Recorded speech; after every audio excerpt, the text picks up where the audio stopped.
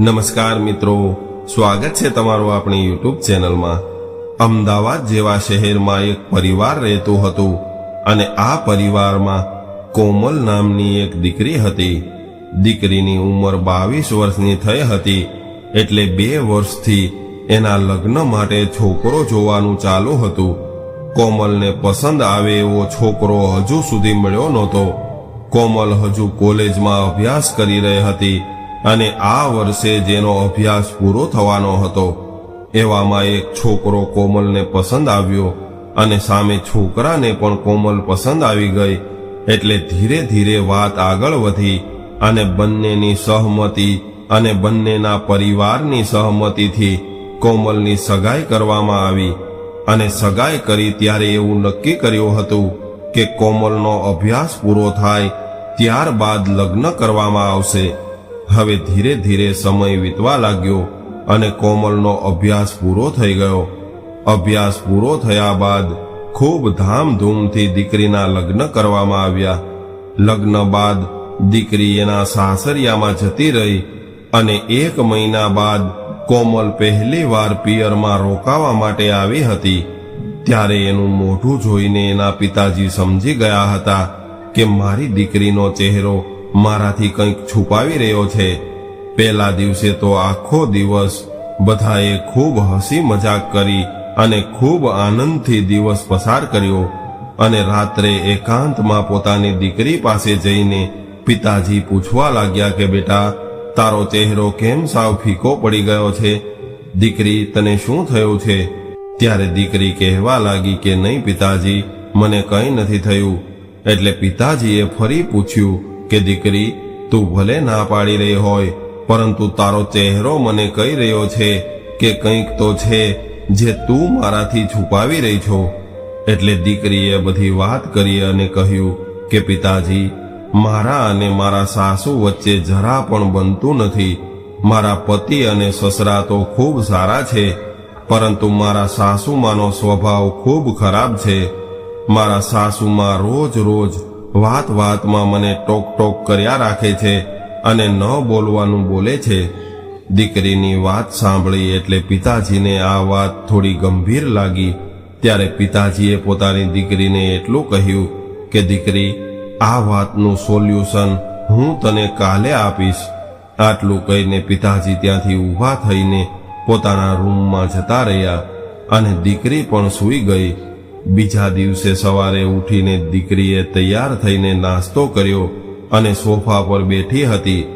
ત્યારે જ એના પિતાજી પણ તૈયાર થઈને બહાર આવ્યા અને એણે પણ નાસ્તો કર્યો અને દીકરીની પાસે આવીને બેસી ગયા અને કહેવા લાગ્યા કે દીકરી, આજે હું તને તારા પ્રોબ્લેમનું સોલ્યુશન આપી દઈશ। આટલું કહીને પિતાજીએ આગળ કહ્યું કે દીકરી, તારા માટે તારા સાસુ દુશ્મન છે, પરંતુ કહેવાય છે કે દુશ્મનને હરાવવો હોય તો એને સારી રીતે જાણવો પડે। એટલે તું તારી સાસુમાં સાથે 3 મહિના સુધી હું જેમ કહું એવી રીતે રહેવાનું ચાલુ કરી દે। પહેલા આપણે તારા ઘર વિશે અને તારા સાસુમાં વિશે બધું જાણી લઈએ અને ત્યારબાદ એના ઉપર કેસ કરશું અને એને ફસાવી દઈશું। પિતાજીની આવી વાત સાંભળીને દીકરીને પણ એવું લાગ્યું કે ફક્ત 3 મહિનાની તો વાત છે।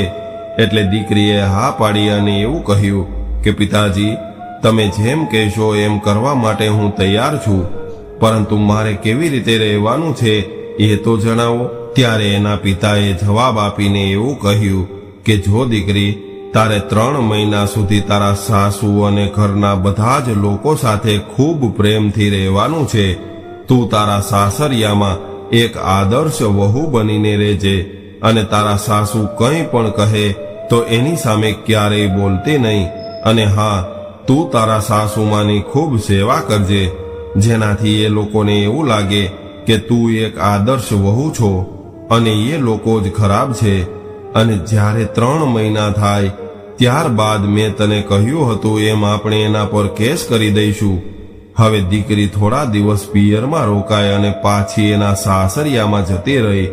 કોમલ હવે સાસરિયામાં ગયા બાદ જાણે કે એકદમ બદલાઈ ગઈ હોય એવી રીતે રહેવા લાગી। હવે જે વહુને એની સાસુમાની વાતો જરાય ગમતી નહોતી એ જ વહુ આજે બધું જ મૂંગા મોઢે સહન કરવા લાગી અને એના સાસુમાની ખૂબ સારી રીતે સેવા કરવા લાગી. એના સાસુમાં કંઈ કહી દે તો એ હસતું મોઢું રાખીને સાંભળી લેતી અને સાસુમા સામે ગુસ્સો કરવાના બદલે હસીને જવાબ આપવા લાગી. પોતાની વહુ આટલી બધી બદલાઈ ગઈ હતી એટલે એની સીધી જ અસર એના સાસુમા પર પડી અને એના સાસુમાને હવે પોતાની વહુ પસંદ આવવા લાગી અને એ બધા જ પાડોશીઓના મોઢે પોતાની વહુના વખાણ કરવા લાગ્યા. કોમલ એની સાસુમાના પગ દબાવી દેતી અને ક્યારેક એને મજા ન હોય ત્યારે ખૂબ સેવા ચાકરી કરતી અને સામે એના સાસુમાં પણ ક્યારેક વહુને ઊંઘ આવી ગઈ હોય તો એને ઉઠાડવાની જગ્યાએ આરામ કરવા દેતી અને ઉલટાની ઠંડીના સમયમાં વહુ સૂતી હોય તો એને ઓઢાડી દેતી. હવે આ બધું જોઈને કોમલને પણ એની સાસુમાં સારી લાગવા લાગી અને એના પિતાજીની વાતો પર એને થોડો અવિશ્વાસ થવા લાગ્યો.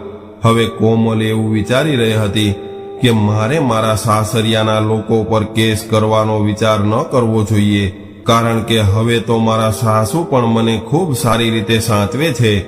આવું વિચારીને એક દિવસ કોમલે એના પિતાજીને ફોન કર્યો એટલે સામેથી પિતાજીએ કહ્યું કે બોલ બેટા, મને ખબર છે કે તે મને શા માટે ફોન કર્યો છે, કેમ કે તે મને એવું જણાવવા માટે ફોન કર્યો છે કે તારે હવે તારા સાસુમા ઉપર કેસ નથી કરવો. કોમલે પિતાજીની આવી વાત સાંભળી એટલે એને આશ્ચર્ય થયું અને એ વિચારવા લાગી કે મેં તો મારા પિતાજીને કોઈ પણ પ્રકારની વાત નહોતી કરી, તો પછી એને કેમ ખબર પડી ગઈ હશે.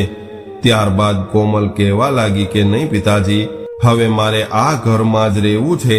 આ ઘર મને ખૂબ ગમે છે.